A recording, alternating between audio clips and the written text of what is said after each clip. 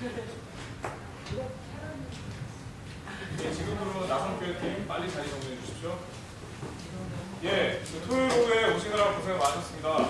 이따가 뭐 세부적으로 이렇게 소개하는 시간도 있겠습니다만은, 예, 뭐 아무튼 뭐 이렇게 대표에서 다시 한번 감사드린다는 말씀드리고요. 저희 오늘 시작하는 강좌는 향림교회가 올해가 창립 59주년이고 내년이 60주년입니다. 그래서 향림교회 창립 60주년을 맞이해서 교회가 추진하고 있는 사업 중에 사회선교센터라는 프로그램이 있습니다.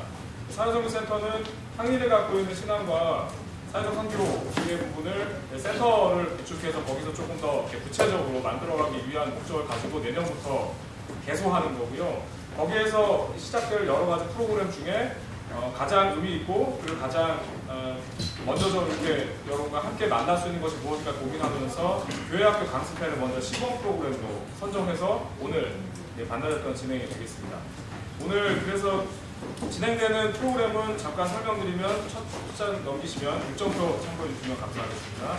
지금 이제 시작을 하면 주제 강연은 손성현 박사님께서 지금 와서 이제 준비를 하고 계시고요.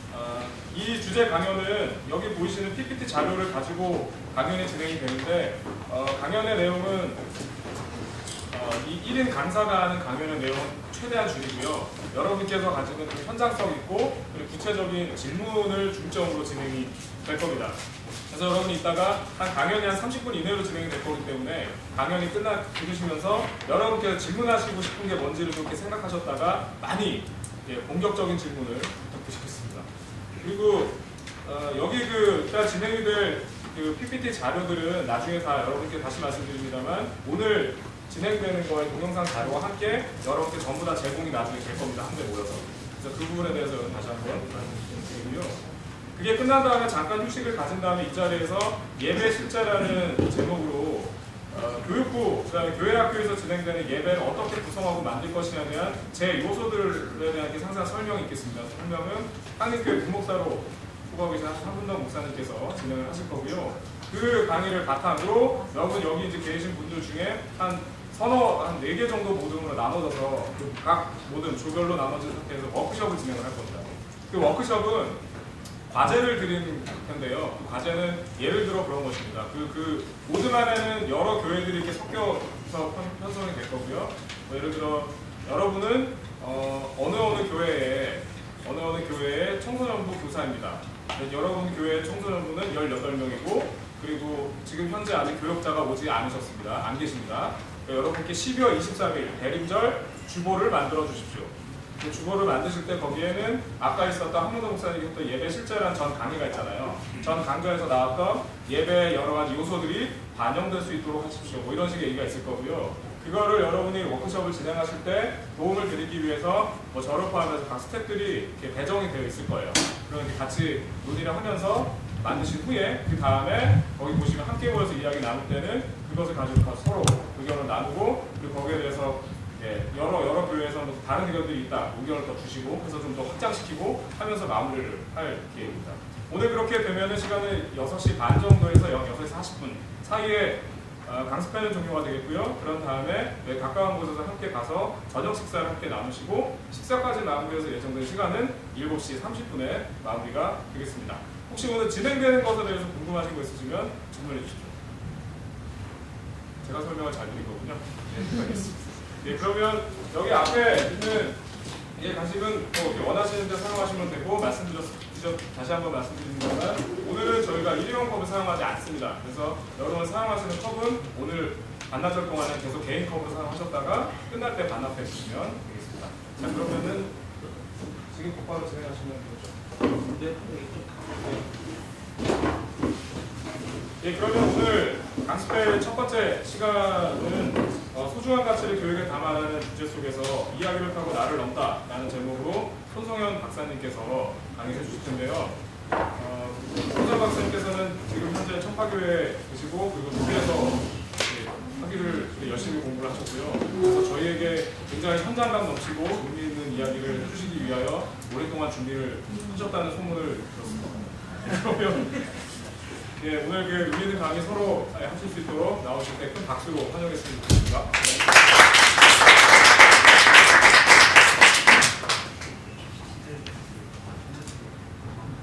이걸로 이거 약간 닫았어.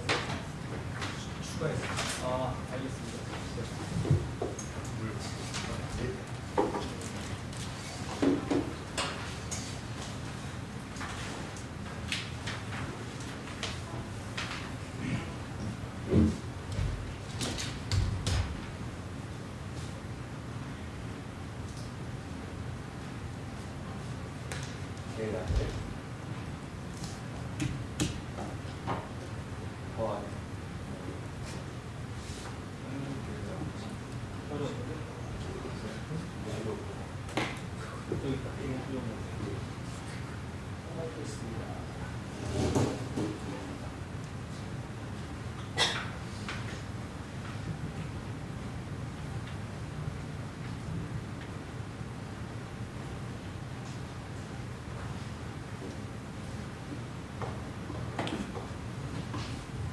예, 여러분 제목이 그럴싸합니까? 이야기를 타고 나를 넘다라고 제가 제목을 붙여봤고요. 부제로 재미와 의미가 있는 기독교 교육 이렇게 생각해봤습니다. 여러분은 최근에 언제 재미가 있으셨는지요? 아, 진짜 재밌었다 이런 거 한번 떠올려 보시면 좋을 것 같아요.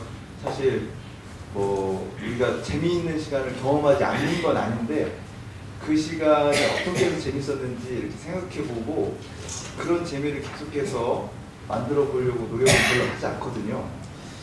언제 내가 재밌었는가? 딸이랑 놀 때, 혹은 무슨 영화를 볼 때, 그리고 사람들과 만나서 이야기를 할 때 여러 가지 그 재미가 있었을 거다라는 생각이 듭니다. 근데 저는 요즘 들어서 학생들을 가르치면서 이럴 때 정말 나도 그렇고 학생들도 그렇고 재미를 느끼게 되는구나 하고 확신하게 된 것이 있습니다. 그래서 말장난을 좀 해봤어요.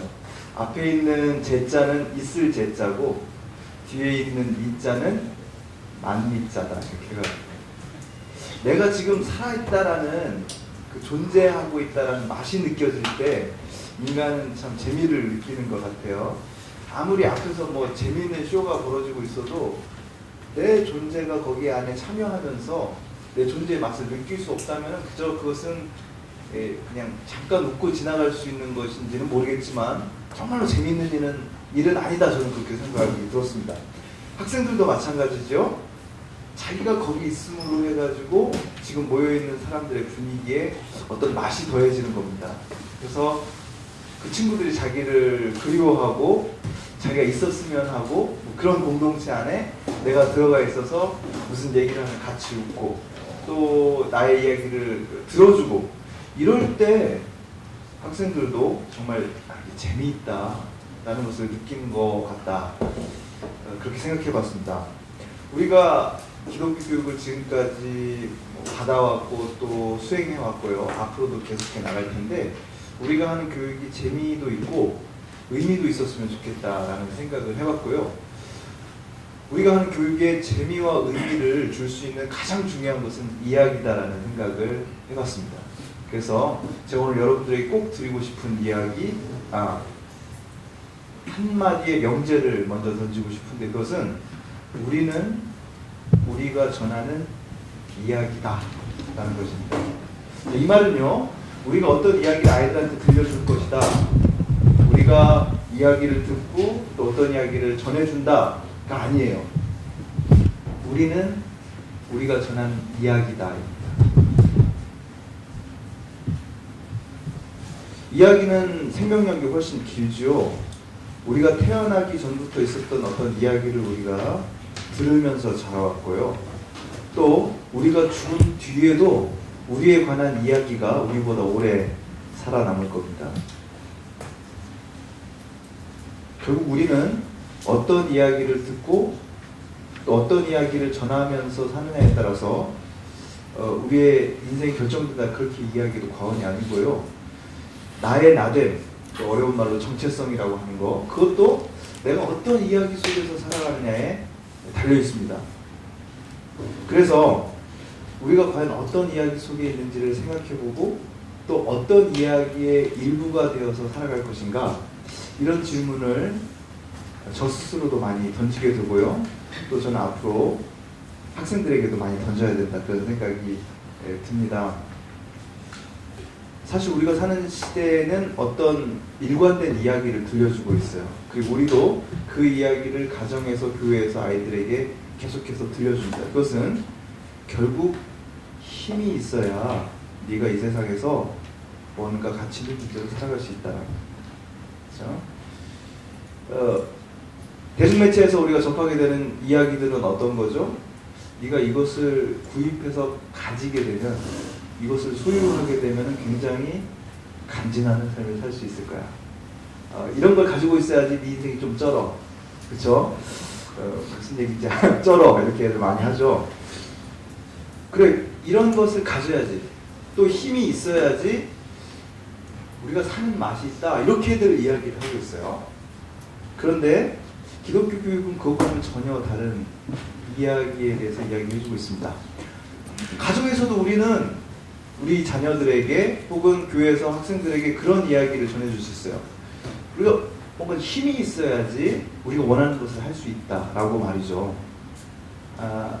의식적으로 무의식적으로 아이들은 그런 이야기를 내면화하면서 살아갑니다. 결국은 그 아이도 그런 이야기의 일부가 되어서 앞으로 살아갈 거예요.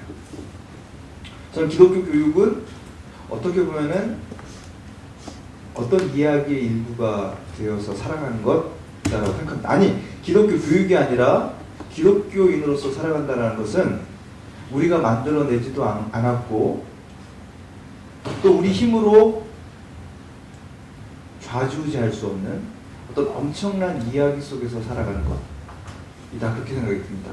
그리고 기독교인으로서 의미 있게 살아간다는 것도 결국 그 이야기의 일부가 되어서 살아가는 거다라고 정의를 내려보았어요. 이야기에 대한 강조를 일찍이 굉장히 의미 있게, 이야기에 대한 강조를 굉장히 설득력 있게 한 사람이 있습니다. 그 다음 보면은 브루노 베텔하임이라는 사람이 나오는데요. 그 유아교육하는 사람들이 반드시 거치고 가야 되는 한 사람입니다. 브루노 베텔하임. 이 사람이 쓴 책이요. 그 다음 보면은 The Use of Enchantment라는 책입니다. 이분은 사실 프로이트가 활동하던 오스트리아의 빈에서 자라고 거기서 공부를 했는데요. 나치를 피해서 미국으로 와가지고 영어로 이렇게 글을 씁니다. 그런데 아동 심리학자이자 정신과 의사로서 수많은 아이들을 상담합니다. 특히 정신적으로 문제가 있는 아이들이 찾아오면은 상담하고 그 아이를 어떻게 하면 낫게 해줄까 고민을 많이 했거든요. 그런데 이분이 발견한 놀라운 것이 뭐냐면은 이야기입니다. 옛 이야기. 우리나라 말로는 동화라고 번역되는 독일 말이 메르헨이라고 하는데 그것은 메시지가 담겨져 있는 이야기다라는 뜻이고요. 그리고 그저 잠깐 한 세대에 좀 인기가 있었다가 사라지는 그런 이야기 말고 그림 동화라든지, 그리고 프랑스 같은 경우는 샤를르 페로, 프랑스 동화의 아버지라고 불리는 그런 사람들이 수집하고, 그리고 지금도 우리가 잘 알고 있는 옛날 이야기들, 옛 이야기들이 지금까지 우리에게 쭉 전해내오는데 거기에는 이유가 있다는 겁니다. 그 이야기 속에는 우리가 느끼고 있는 감정과 여러 가지 경험들을 투사할 수 있는 어떤 캐릭터들이 나오고요. 사람들은 그 이야기를 들으면서 동시에 자기 안에 있는 내면의 여러 가지 풍경들을 거기에 투사시키고, 그러면서 자기에게 찾아오는 여러 가지 역경들을 자기 힘으로 이겨나가면서 삶의 의미를 발견할 수 있는 힘을 주는 것. 그게 바로 옛 이야기다, 이렇게 이야기를 합니다. 그래서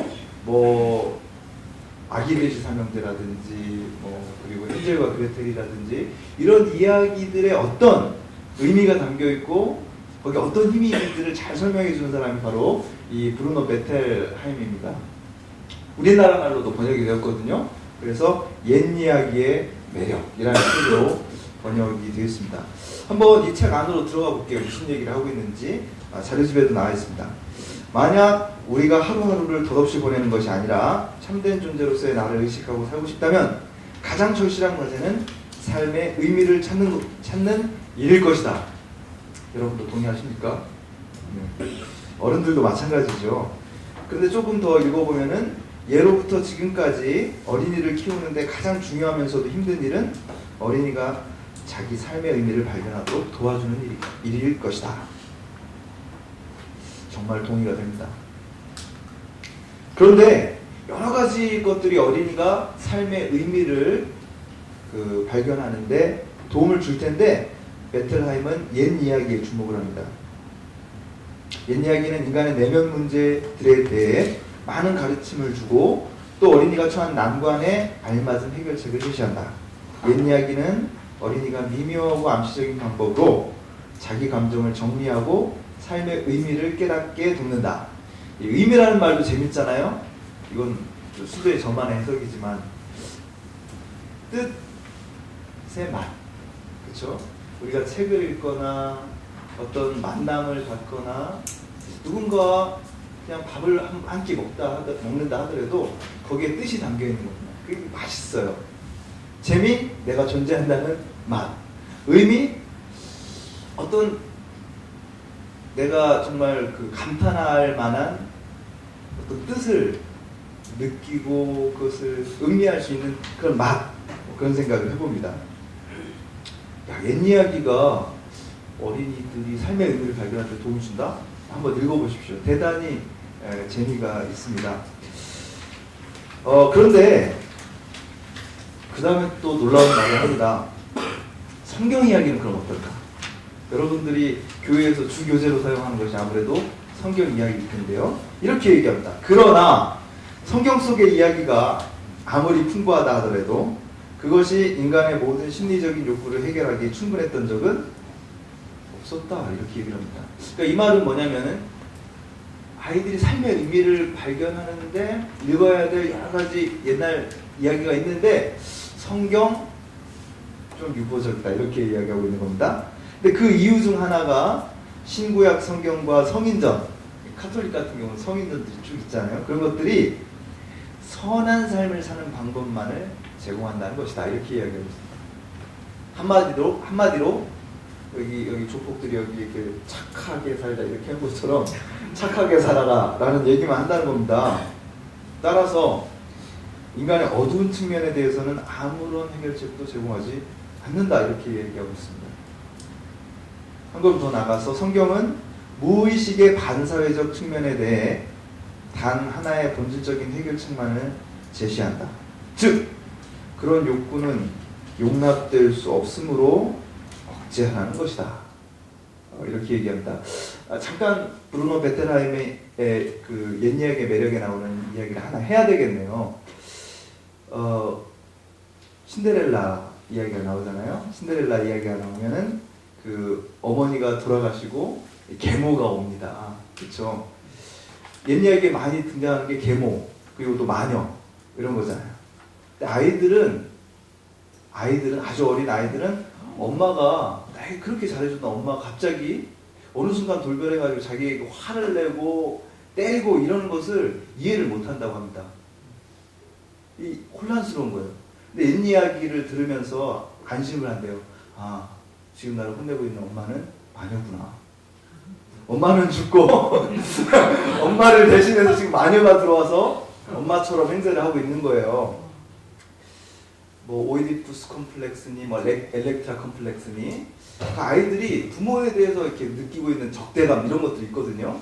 근데 그런 걸 느낄 때 죄책감을 느낀다는 거예요. 아, 내가 이래도 되나? 그럴 때 뭐예요? 옛 이야기에 나오는 그런 인물들로 이렇게 투사해가지고 마구 그 계모를 미워하고 마구 그 마녀를 미워할 수 있습니다. 나중에 마녀는 죽잖아요. 그러면서 내가 미워하던 어떤 존재로서의 어머니, 그렇죠? 그 미움에 대한 너무 끔찍한 그 죄책감을 느끼지 않으면서도 자기의 미움, 질투 이런 걸 한번 투영해 봄으로써 거기에 거리를 두게 되고 나중에는 이제 그런 감정과도 이렇게 객관적으로 감정을 처리해 나갈 수 있는 능력도 갖게 된다는 거죠. 그래서 이제 그 옛 이야기에 나오는 여러 가지 부정적인 캐릭터들이 아이들에게 상당히 중요하다 이렇게 얘기합니다. 근데 성경은 어때요? 전반적으로 봤을 때 착하게 살고 누구를 미워하는 마음이 생기면 어떻게 해야 돼요? 억눌러야죠. 꾹꾹 억눌러야죠. 질투하는 마음, 그렇죠? 꾹꾹 눌러야 되죠. 계속 누르다 보면 어떻게 될까요? 네. 성경에서는 뭐 혹은 교회에서는 막 또 성령의 힘으로 그것도 또 극복하겠지만 정신분석학자들, 심리학자들은 어떻게 해요? 그게 폭발한다는 거예요, 나중에. 좀 외향적인 사람들은 폭발시키죠. 폭력적인 행동이나 그런 걸 통해서. 내성적인 사람은 어떻게 될까요? 우울증입니다. 계속해서 내 안에 부정적인 감정들이 생겨나는데 그걸 꾹꾹 눌렀으니 우울해지는 거죠. 자, 성경은 우리 안에 있는 그런 부정적인 요소들을 억제하라라고 명령을 내린다는 겁니다. 여러분 어떻게 생각하세요? 자, 그래서 공공연하게 그리고 암암리의 성경은 인간에 대한 하나님의 요구를 말하고 있고 회개한 죄인을 더 사랑하신다는 구절조차도 역시 그러니까 착한 삶을 살아라 라는 메시지를 담고 있다 이렇게 이야기를 하는데 이게 브루노 베텔하임의 주장입니다. 저는 성경 이야기가 그렇게 녹록한 얘기가 아니다라고 생각을 하는 거죠. 그래서 저의 계속된 노력은 브루노 베텔하임이 일부를 전체로 잘못 보았다 이렇게 하는 것을 증명해내는 것입니다. 자, 그런데 어쨌든 브루노 베텔하임도 이런 얘기를 했고요. 그 다음에 소개할 저자는 더 놀랍습니다. 틸만 모저라는 사람이 1970년대에 재밌는 책을 썼는데 책 제목도 재밌죠? 하나님 중독입니다. 교회에서 교육을 열심히 잘 받았는데 맨날 하나님이 모든 것을 보고 계신다. 니네가 무슨 잘못을 하면 다 하나님께서 기록을 해놓으셨다가 나중에 상을 주시기도 하고 벌을 주시기도 한다. 이런 류의 교육을 받은 사람들이 나중에 어른이 되어서 여러 가지 종류의 강박증을 느끼고 있는 것을 발견하게 됩니다. 그리고 그 주범으로 지목되고 있는 성경 구절이 시편 139편이었어요. 혹시 뭔지 아십니까? 내가 길을 가거나 어디에 있거나 하나님께서 다 알고 계십니다. 나의 마음속에 생각도 아시고 내가 기독교인들이 굉장히 좋아하는 구절 새벽 날개치고 저 바다 끝에 고해도 거기도 계십니다. 뭐 이런 구절이에요. 자, 되게 감동적일 수도 있는데 가만히 생각해보면 끔찍합니다. 하나님께서 나의 일거수일투족을 다 감시하고 있다. 예, 거의 뭐 스토커도 아니고 그리스 로마 신화에 나오는 아거스 신, 그죠? 아거스라는 그 괴물 나오잖아요. 눈이 1000개인가 100개인가 하는. 그래서 제가 시편 139편을 저희 교회 그 중학생한테 한번 읽어보게 하고 그림을 그리게 했더니 만화를 그리게 했더니 아주 재밌는 만화가 나왔습니다. 거기 나오죠. 주님께서 나를 샅샅이 살펴보셨으니 그러면서 다른 사람들에는 그냥 고양이인데 펑 하고 하나님이 고양이로 변했어요. 나를 훤히 알고 계십니다. 쓱 하면서 과자를 먹고 있는데 옆에서 하나님이 꿀꺽 침을 삼키고 계시는 거죠. 내가 길을 가거나 누워있거나 누워서 아까 과자 왜 안 쪘어? 이렇게 얘기하고 있습니다. 주님께서는 다 알고 계시니 어디 들어가려고 그래요 지금? 화장실. 그랬더니 이제 완전 경악을 하면서 그만 거기까지 영어로 까쭈 리드나이 뭐 이렇게 했어요. 너 딱 걸렸어. 그치? 뭐 이러면서 오지마 신고할 거야. 뭐 이렇게 이야기를 합니다. 근데 재밌게 그렸는데요. 그러니까 아직 신앙심이 돈독하지 않은 상태에서 시편 139편을 쫙 봤더니 이거 하나님이 꼭 스토커처럼 이렇게 그려지는 거죠. 근데 가만히 생각해 보자고요. 우리가 교회에서 신앙교육이라는 이름으로 아이들을 가르치는데 감시자로서의 하나님. 그리고 내가 나쁜 일을 했을 때 거기에 대해서 특달같이 달려가지고 심판하는 하나님. 혹은 나중에 산타클로스처럼 선물을 안 주는 하나님. 이런 식으로 교육이 될 때가 상당히 많이 있었습니다. 얼마 전에 제 작년 크리스마스네요. 5살 된 제 딸이 어린이집 가서 크리스마스 전에 이게 선물을 받아오더니 너무 좋아하는 거예요. 웃으면서. 왜냐하면 선물 받기 전전날인가 오빠하고 대판 싸웠거든요. 근데 이제 어린이집에서는 싸우거나 뭐 이러면은 울면 안 돼. 산타 할아버지는 우는 아이에게 뭐 이런 노래를 열심히 배웠거든요. 그러니까 자기는 아마 오빠하고 한판 하고 울었기 때문에 선물을 못 받았을 거다라고 생각했는데 갔더니 주는 거예요. 킥킥킥 웃으면서 산타 할아버지가 모르는 게 있어. 뭐 그러면서 여기 그래가지고 아주 재밌었습니다. 많은 사람들이 하나님을 가르치면서 하나님과 산타클로스를 혼동한다 이거죠. 우리도 마찬가지입니다. 하나님의 전능하심을 이야기해주고 그럴 때 혹시 우리는 하나님과 아니면 우리 안에 있는 욕망을 만족시켜줄 수 있는 어떤 초월적 존재를 혼동하면서 가르치진 않나? 라는 생각이 듭니다. 많은 기독교 교육이 그래왔어요. 그리고 지금도 그렇게 하고 있는 데가 많이 있습니다. 하나님, 벌 주시는 하나님. 하나님 나의 일거수일투족을 감시하면서 내가 어떻게 하고 있나 점수를 매기는 하나님으로 생각을 하고 있습니다. 아까 얘기했던 틸만 보더라는 사람이 다른 책을 썼어요. 나중에 이제 하나님 중독에서 참을 만한 하나님으로 이렇게 썼는데 이 책도 뭐 별로 마음에 들지는 않습니다. 제목만 봐가지고는요.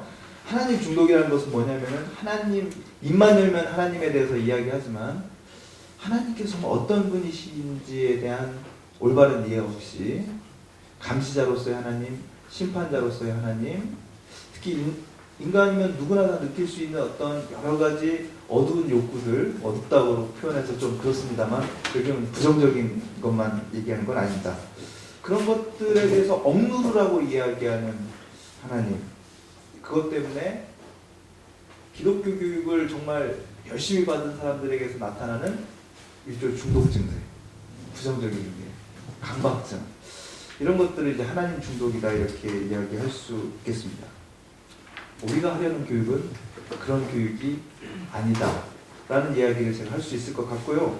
왜 그러냐면은 성서에 있는 이야기가 과연 우리의 정말 선한 삶을 살라는 그런 강요에 지나지 않느냐라는 거예요. 그렇지가 않다는 겁니다. 그런데 안타깝게도 많은 개신교 교육의 현장에서 하나님이 그런 모습을 비치는 까닭은 제 생각으로는 성경의 이야기 속으로 직접 뛰어들어서 그 이야기의 일부가 되고 그 이야기에 완전히 몰입하는 그런 경험보다는 설교를 통해서 이야기를 접하는 시간이 훨씬 더 많기 때문이다. 저는 그렇게 생각을 합니다. 그래서 개신교의 설교가 상당히 위험할 수도 있다라는 그런 생각을 해보는데요. 어떤 대안이 있을까? 아이들이, 그리고 아이들을 가르치는 선생님들이, 교회 목회자들이 어떤 선포를 해야 된다는 부담감에서부터 혹은 그러고 싶은 마음을 조금 참고 이야기로서의 성경 이야기와 다시 만나는 것이 상당히 중요하다, 그렇게 생각을 해봤습니다. 시간이 많이 지났기 때문에 그래서 제가 여러분들에게 어떤 성경에 나오는 그림들을 쫙 한번 이렇게 보여드리려고 합니다. 성경의 이야기, 그저 착하게 살라는 이야기만 나와 있나? 그렇지 않다는 거예요. 제가 번역한 어린이 성경이라는 책이고 지난주에 나왔는데요. 신앙심이 없는 편집자들이 쭉 편집하고 교정도 보고 했어요. 제가 굉장히 기분 좋았던 피드백이 하나 있었습니다. 교회랑은 전혀 거리가 먼 어떤 편집자가 쭉 몇 번 읽어봤어요. 그러더니 저한테 이렇게 얘기를 하더군요. 번역자님 보니까 성경에 인간의 5욕 7정이 다 있더라고요. 이렇게 얘기를 했습니다. 성경 안에 질투하고 싸우고 미워하고 속이고 뭐 이런 얘기들이 이렇게 많은 줄 몰랐다 하면서 이야기합니다. 19금이에요. 19금. 네, 그 다음 넘겨주십시오. 위에 보면은 사무엘과 사울왕의 갈등에 관한 이야기가 나옵니다. 하나님을 똑같이 굉장히 경외했던 두 사람, 그냥 피상적으로만 읽으면 성경은 사무엘의 편만 들어주고 있는 것 같지만 하여튼 두 인간 사이의 갈등에 대한 이야기, 그 뒤에 보면 더 황당한 얘기도 나오죠. 나중엔 누구예요? 사무엘이 죽었는데 사울이 무당을 찾아가지고 죽은 사무엘을 불러일으키는 그런 이야기도 나옵니다. 참 흥미진진하죠. 성경에 이런 얘기가 나오다니. 무당이 굉장히 적극적인 역할을 하는 때도 있습니다. 그 다음, 최고의 권력을 자랑하던 이세벨이 결국 저기 비참하게 죽는 이야기도 나오고요. 그 다음에 완전히 우리가 이방 사람이다라고 무시하고 살아왔던 아람 제국의 장군이, 나아만 장군이죠. 엘리사에게 찾아왔다가 치유를 받습니다. 근데 그 다음에 나오는 더 재밌는 이야기는 엘리사에게 선물을 하려고 했을 때 엘리사가 받지 않으니까 이런 부탁을 해요. 여기 있는 땅은 흙을 내가 파가지고 노새에 이렇게 싣고 가겠다. 거기서 내가 살아계신 야훼 하나님을 경배하겠다. 뭐 이런 이야기도 나오고요. 그 다음 보면은 이거 뭔지 아십니까? 또 메네메네 테켈 우바르신, 그쵸? 최고의 권력자가 흥청망청 잔치를 벌이고 있는 자리에서 나타난 이 도발적인 사건에 대한 이야기, 제가 아주 좋아하는 이야기 가운데 하나인데요. 그 다음, 네, 이게 뭔지 아십니까 혹시? 예, 이사야서 6장에 나오는 그 스랍이라고도 번역되는 천사입니다. 이제 크리스마스 시즌이 돼가지고 천사들이 많이 이제 거리를 활보할 텐데요.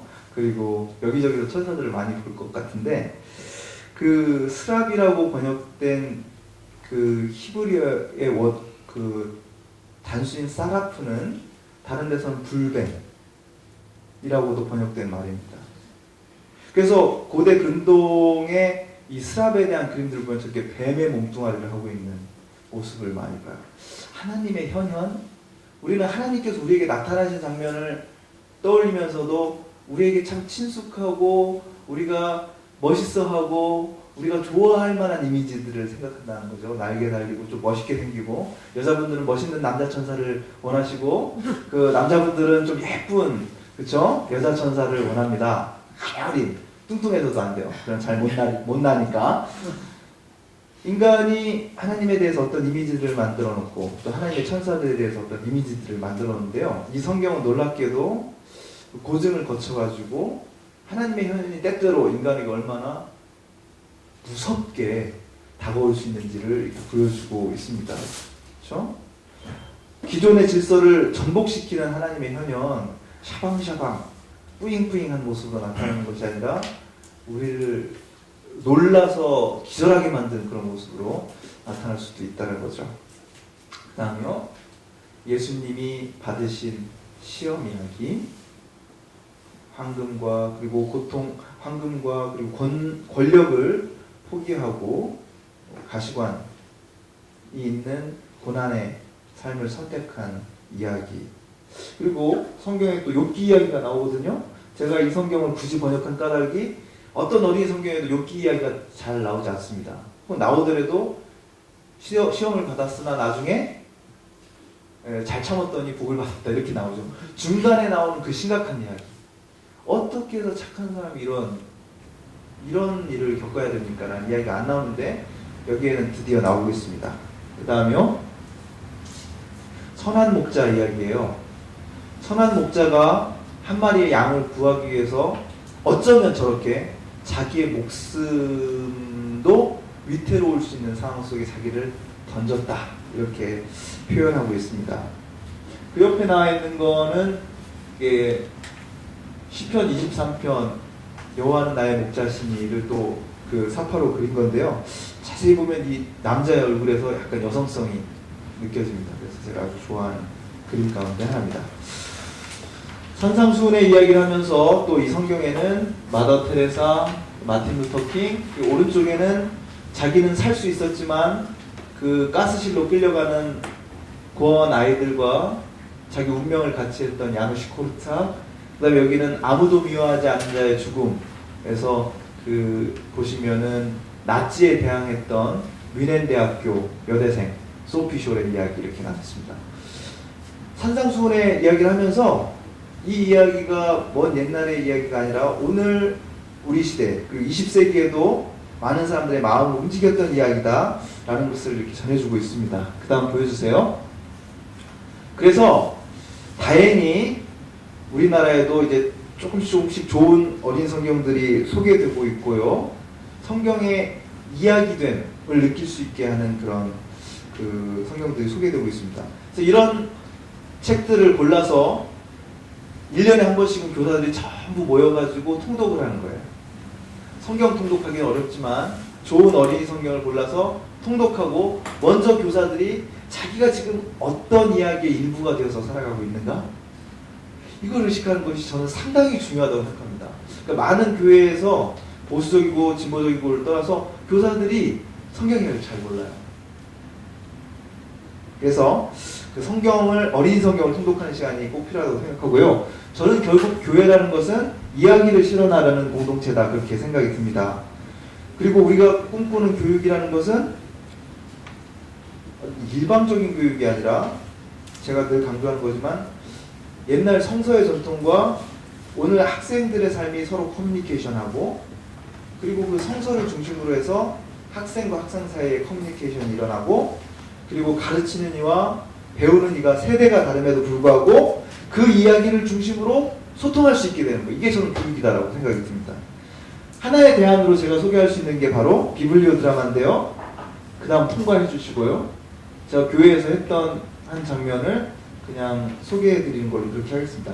비블리오 드라마는 성경 이야기를 가지고 한번 쭉 읽어보고 좀 논 다음에 한번 너희들이 즉흥적으로 한번 해봐라 이렇게 하는 겁니다. 학생들을 쭉 모아놓고 이런 놀이를 한번 해봤어요.